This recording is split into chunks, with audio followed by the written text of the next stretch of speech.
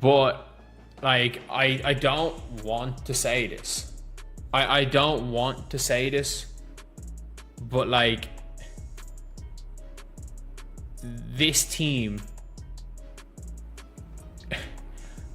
like, this team functions better. And I need to be very careful how I say something, because the Indiana Fever are better with. Watch that hesitation, the pause before he speaks, the careful word choice. This isn't someone sharing a hot take. This is someone who knows they're about to say something that's going to explode across WNBA social media. And he's right to be careful, because what he's about to break down challenges everything we thought we knew about the Indiana Fever's future with their franchise player. They fight harder, they play harder. And Caitlin only played 15 minutes last night. I agree. It's nothing to do with Caitlin Clark. If Caitlin Clark's sitting on the bench and Caitlin Clark's there, it is literally when Caitlin is not there. It's like they have it in their head that we need to show we can win without her. And they play with more effort. They play with, I'm not even gonna say they play with more structure. They play harder. They fight more. Like, if they're down 10 points with Caitlin, it's like, oh, fuck it. We just lost. There's a moment in basketball analysis where you have to pause. Not because you're uncertain, but because what you're about to say contradicts everything the franchise built. That's where we are with the Indiana Fever right now. On the court, something is happening that shouldn't make sense. The Fever are winning games, and they look fundamentally different when one specific player isn't on the floor, not worse in some abstract way, but different in every measurable aspect. The ball moves faster, the defensive intensity increases, the execution becomes cleaner.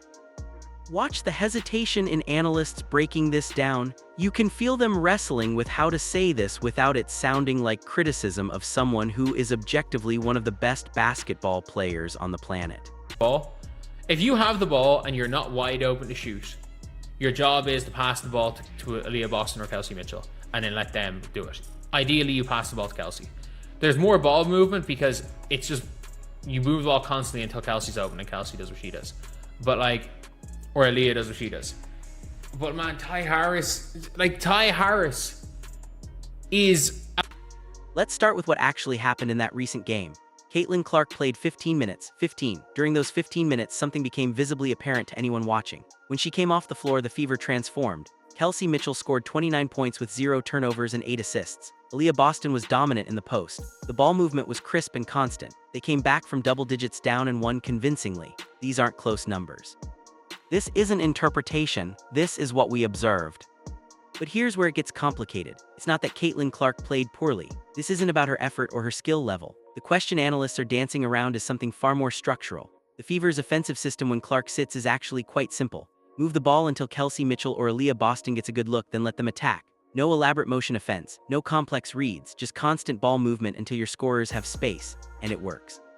It works really well. The team has bought into this approach so deeply that it's become their identity. They are on the same page. And it's not a conspiracy thing. It is the fact that it feels like the team has bought into a style of play that doesn't suit Caitlin Clark. It feels like Taya Harris going on a late game tear by herself. She had 7 points at the end of the game in a row by herself. It feels like they've bought into that underdog mentality of like, if you guys been watching, it's like...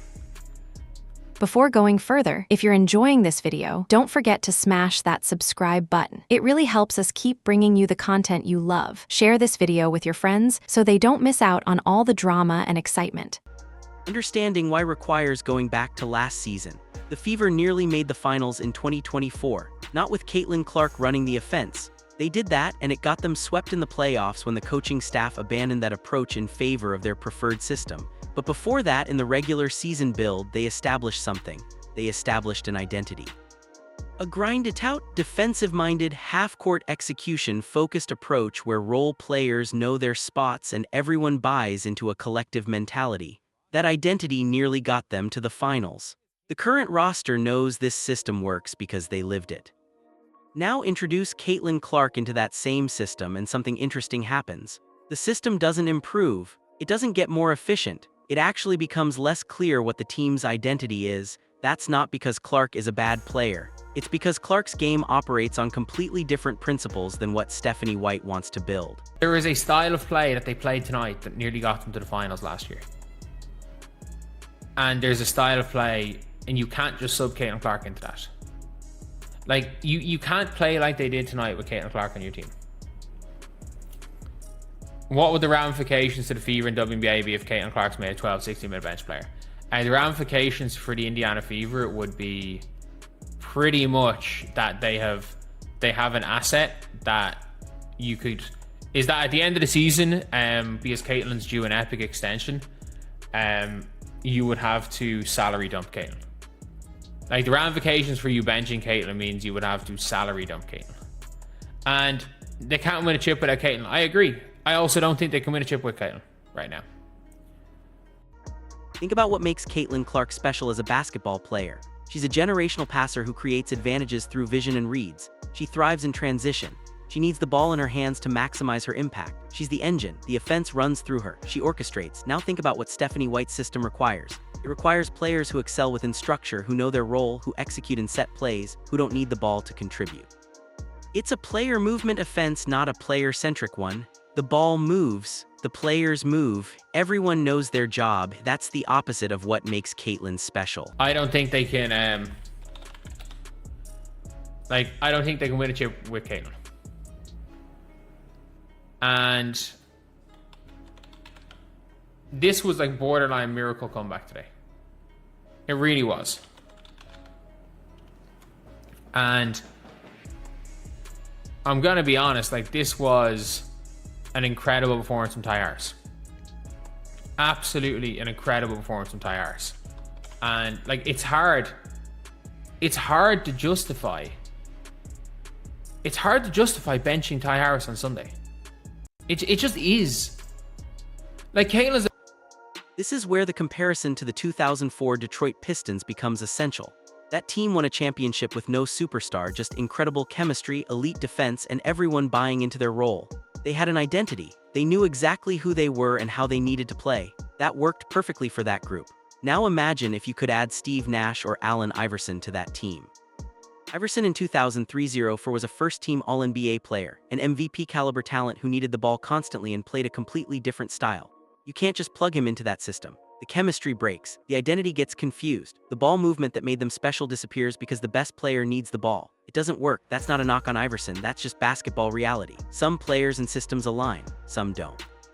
The Fever are experiencing the exact same dynamic, not because Stephanie White is a bad coach. The evidence suggests the opposite. Her system is working, the wins are real, the execution is there, the players are bought in. The problem is that this specific system with this specific roster construction doesn't align with what makes Caitlin Clark special. Could you build a championship team around Caitlin Clark? Absolutely.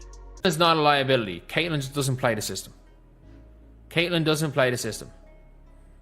Like, it is what it is. It is what it is. And I hate saying it. Like, they look like a better unit when Caitlin's not there. And that's okay, because it's... We saw glimpses of it in 2024 when the Fever played fast, when they let her orchestrate, when they built the offense around her vision. But that required a different roster and different coaching philosophy than what Indiana currently has. Here's the practical reality that makes this situation urgent. Caitlin Clark's Supermax extension is coming. You don't pay someone that kind of money to be a part-time player in a system that doesn't maximize her abilities. That's not fair to her. That's not sustainable financially. It's not a path to winning at the highest level. The Fever have to make a choice, and that choice has to be clear and committed. Path 1, you fully commit to Stephanie White's system and what she's built. You accept that this roster construction, this coaching philosophy, this identity is your long-term direction. You can build a solid playoff team this way. You can be consistently competitive. The current results suggest you can make the postseason regularly. You might even get lucky and win a round or two if things break right. But you're not maximizing what Caitlin Clark brings to the table. You're not building around her strengths. That has implications for her career and your ability to win a championship with her. More than it suits the way Caitlin Clark wants to play. It just does. This is the wrong roster. You can't say they got swept playing Caitlin Ball because they didn't play Caitlin Ball in the playoffs. They didn't. Christy Sides got spooked and said, this won't work in the playoffs, and played and went back to what had them a bad start. Like, they did not attempt to play Caitlin Ball in the playoffs 2024. We don't know. We don't know what a team built around Caitlin Clark can do. And I personally think if you put the right pieces around Caitlin Clark and you play to her style, you can win a title. I don't think Stephanie White can win a title the way she's playing. I don't. But I think Stephanie White can make you perpetually competitive. Half 2, you fully commit to Caitlin Clark as your centerpiece. You build around her. You acknowledge that you need a different roster construction. You need players who thrive in transition, who can space the floor, who excel when the offense is moving fast. You need a coaching staff that believes in pace and playmaking. You potentially need to reconsider whether Stephanie White's system is the right fit long-term. This approach maximizes your generational talent and gives you a legitimate championship path. But it requires significant organizational commitment and roster turnover. The thing is, both paths can work, but you cannot walk both simultaneously. That's the fundamental issue facing Indiana right now. They're trying to be both teams. They're trying to make Stephanie White's system work while also being Caitlin Clark's franchise.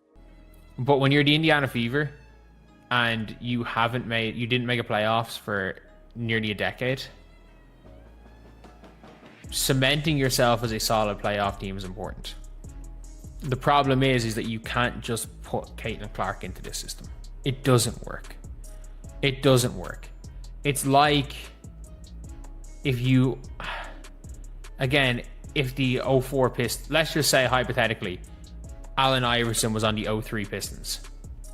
And then it's not Allen Iverson, Steve Nash. He was All-NBA. He was an All-NBA first-team player. And then Steve Nash missed a season injured.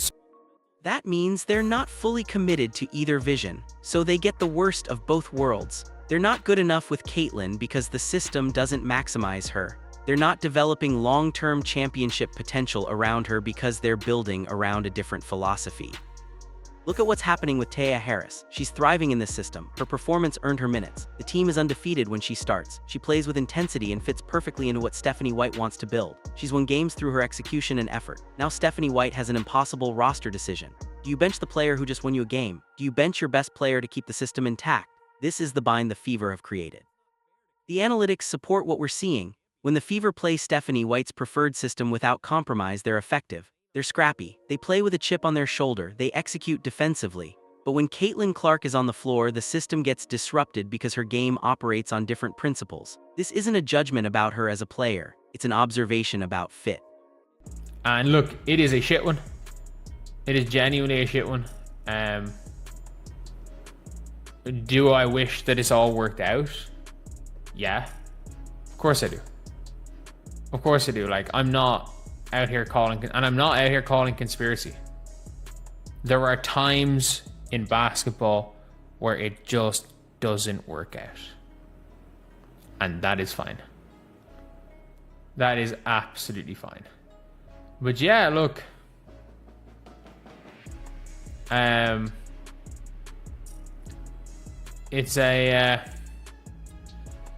is what it is. Good win for Indiana. Really. Here's what makes this situation so fascinating from a basketball perspective. Most franchises would dream of having Caitlin Clark, but basketball fit is real. Championship teams aren't built on hope that things will eventually work out. They're built on clear vision and organizational alignment. The 2017 Warriors worked because every piece fit the system. The 2013 Heat worked because LeBron James's game aligned perfectly with Eric Spoelstra's philosophy. The 2004 Pistons worked because they had internal alignment about who they were and how they wanted to play. The Fever don't have that alignment right now. They have a coach with a clear vision and a system that works. They have a generational talent whose game doesn't fit that system. Both things are true, both are real, and that's the actual problem. What's the solution? That depends on which path the organization chooses. If you're choosing Stephanie White's system and identity, then you need to think about long-term roster construction around that philosophy. If you're choosing Caitlin Clark, then you need a different roster and potentially a different coaching approach. But you have to choose. You can't keep straddling this fence and expect championship results. Like, are you going to bring Caitlin off the bench? And the question is, like, I think it's hard to justify benching Taya Harris for Sunday. It is. It just is. Like, it is really hard to justify benching Taya Harris. But anyway, yeah. That is pretty much it, lads. I'll see you guys. The evidence from that recent game when she played 15 minutes and the team looked like a completely different squad, that's not a fluke. That's the system working exactly as designed, just without the piece that doesn't fit. This isn't about sabotage or conspiracy. This isn't about anyone being wrong. This is about fundamental basketball philosophy. Stephanie White has a vision. That vision is producing wins. The players believe in it. But that vision doesn't include maximizing what Caitlin Clark brings to the table. And Caitlin Clark deserves to be in a situation where she is the centerpiece, where the offense is built around her, where her generational talents are maximized. At some point, the Fever organization has to have a real conversation about what they're building toward. Are they building a solid playoff team with Stephanie White's system? That's viable. Are they building a championship contender around Caitlin Clark? That's also viable. But the current path trying to do both isn't working. The evidence is right there on the court. When the system is clean and Clark isn't there, it works. When you try to blend both visions together, neither one is optimized. I'm talking from watching basketball and from a basketball perspective. From a basketball perspective, it would be incredibly mutually beneficial to trade Caitlin Clark.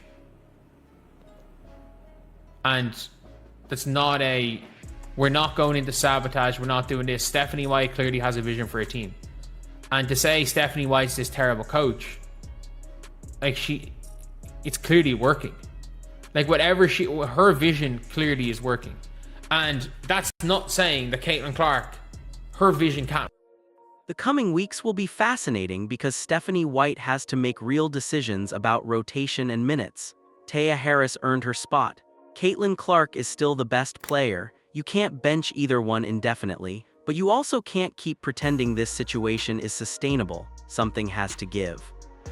Either the Fever organization commits fully to one path or the other, or they accept that they're a solid team that's never going to reach their ceiling because they're trying to maximize two incompatible visions simultaneously.